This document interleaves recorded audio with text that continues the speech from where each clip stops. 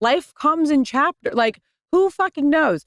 My husband is not somebody who believes in divorce. And I'm always like, we're fucked if we ever want to break up because we are very intertwined. Yeah, you're locked in now. You guys are codependent like me and Michael. Raina said in the elevator yesterday, she's like, you and Michael are so codependent. And I was like, God. We are, aren't we? We talk every like 15 minutes. Like we're like, when he like started work, when he opened the store and we both weren't working from home anymore. It was like really hard on us that we were away from each other during the day. I think what it is, Michael and I like this too. We like to be together. God forbid you like your wife or husband. I know. I really like being around him. I don't think that's that hard to understand. When we're on trips and there's tons of people, like whenever it's just like the three of us, I cried so hard our last night on this last trip because we were in the back of a taxi and Carmela's next to us. And like, she's such a good girl. And I like we each had our arm around her in the middle of this like taxi in Spain. And I just was like, this is the last time it's going to be the three of us. Like, I remember that. And I was like, dynamic. We're such a pod. Like, we even like, I don't know, we like recently went on a trip and it was really hard. We brought her and then we were like, no one else had kids. And we ended up like road tripping somewhere else because I was like, it was too hard to like navigate like a group of people who wanted to do things we couldn't do with her.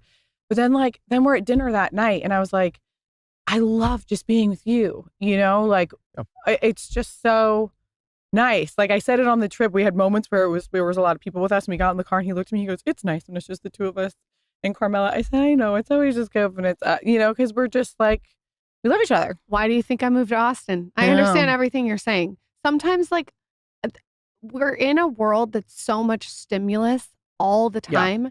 That the fact that I relate to you on this, that I can go home with my little family and just sort of disappear in Austin. I get it. We're very similar really to you guys. We're like, listen, there's this and we're on the podcast. There's all this going around. You guys live in this world.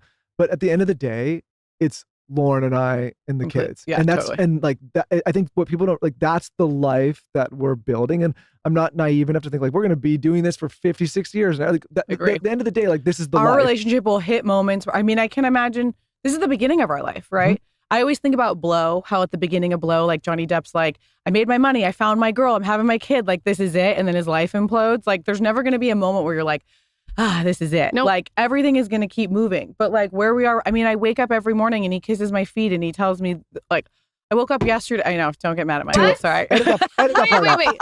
You know what? Hold Actually, on. this He is too far kisses now. my feet every morning. And then yesterday he said, You know what? I was half asleep and he looked at me and he said, I always cry. He said, I always wondered how my parents could be together for 50 years and not get sick of each other. And now I know how. You know what? Okay. You know now what, we're Michael? going too far. Okay. Too far. But that's his love language. Let's have an intervention. Is very over the you top. can- Start romance. crying over something I did You right now. can say a couple things like that to me and I'd like my feet kissed. Start crying like Pia about me and we'll talk about it. Michael, you could take a hit. No, this is not. You We're changing have the subject. Italian in you. So what happened? What Bitch, tap into your Italian. What happened when you got to Revolve again?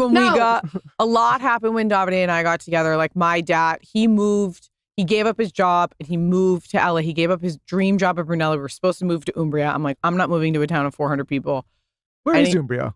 The middle of Italy. It's where he makes his clothes. Okay. It's beautiful, but it's really, What's the nearest largest city? No, Michael, That's let her fine. finish her romantic story. No, do not. Keep Fucking going, with you. Pia. I'm I fucking think with it's you. like 3 hours to Milan. Michael, don't. I'm fully fine with you to stop. get you off that romance stuff. But keep going. Keep going. He packed up a Suburban and drove cross country in like 3 days. And he was my dad and him were so in love with each other on such a deep connected soul level. Like they were both like, we knew each other in another lifetime. Like, and then my dad dropped dead at dinner 2 weeks later. Oh, and Davide like held my dead dad and looked at my mom and said, I got you guys. Okay. Like I'm not. And then we like moved into that house. And then we got married.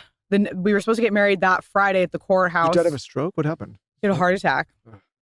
But he was sick, which is why I moved back anyway. And then we were supposed to get married with my dad that Friday, just courthouse, because Davide had given up his job at Brunello, so his visa was gone, So we were like, we need to quickly get married. We'll do cute Beverly Hills and then go to lunch.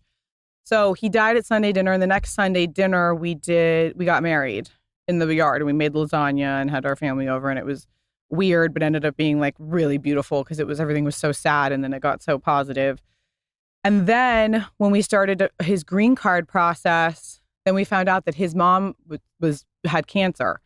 And so shit. we had to like go beg to get this like 2-week like emergency, because you know when your green card process, you can't leave for like a year.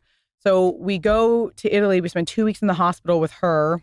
That I could write a fucking book about, because they don't tell you when you're dying in Italy. And then someone accidentally told her, and she was like, "What? Like I thought I was just here temporary." It was fucking crazy. And then when he said goodbye to her, he knew he'd probably never fucking see her again, but he had to leave. And his mom was his whole life. Like when we were broken up once, we weren't talking. And I was like, I love him. I got to be with this guy. And I talked to my like psychic, and she was like, he's your person. I was like, do I just give up on this, or do I like? And it was so weird. He went from like, he was like ghosting me almost, because he just needed a process. And then he sent me a video of him slow dancing with his mom. Like he'd gone home. And he said, and he was the way he was like touching her body, like she was so little, and he was like kissing her forehead and like touching her hips and like just like embracing her. And I was like, this man loves women so much, and he loves his mom so much. And I remember being at my girlfriend Erin's house, and I was like, I have to marry this man.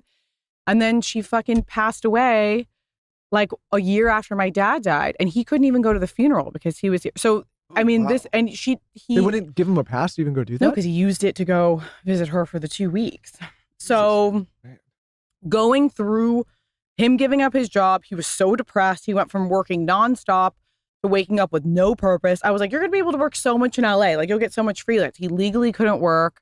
So that's when he decided to start Kiaya. We like got money from friends. We did like a tiny friends and family round. That's how we started the brand. Like so much happened at the beginning that was so fucking intense for 2.5, 3 years of just like, and we're living with my mom. That was the most insane fucking not normal transition at the beginning of a like it was all, then I couldn't get pregnant. It was like, and now we're like, like things are good.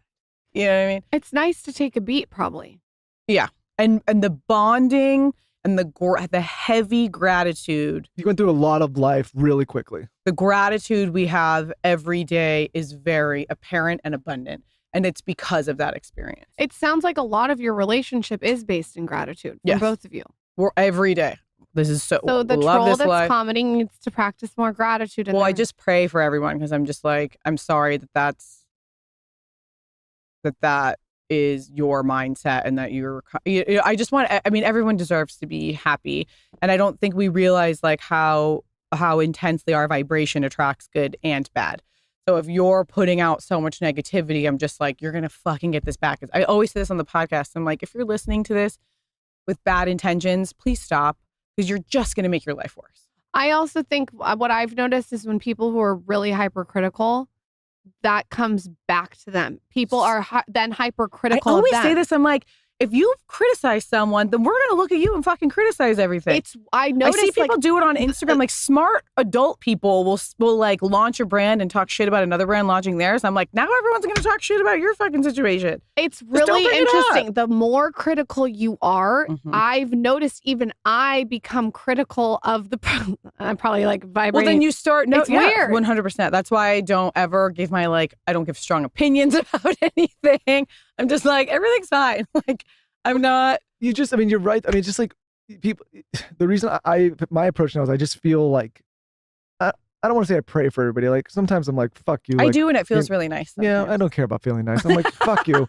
Right, fuck you people. But like, my thing is like, if you're putting that out, it's just, I don't like, I just think it's so useless. I mean, it's everywhere. Like it's anytime, on every art. Like even if you're scrolling through your phone and you look at CNN, like every person that just has a phone, and you click on these profiles, and it's like a 55-year-old mom in Iowa who's like, I love my kids, and she's like it's like, where did we